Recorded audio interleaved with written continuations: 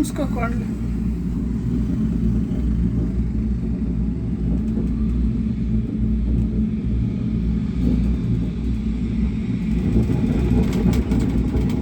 హల్లెలూయా.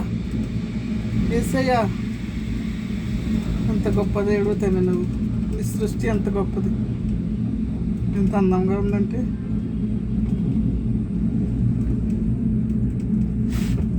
సృష్టి ఎంత అందంగా ఉందంటే పరలోక రాజ్యం ఇంకెంత అందంగా ఉంటుంది. అదేంటి తాజ్ మహల్ లాగా ఒకటి ఉంది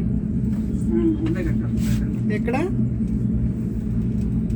అక్కడ అంటే కిందనా? సచివాలయం లాగా కట్టారు. సచివాలయం లాగా, సెక్రటేరియట్ లాగా కట్టారు కానీ అది ఏదో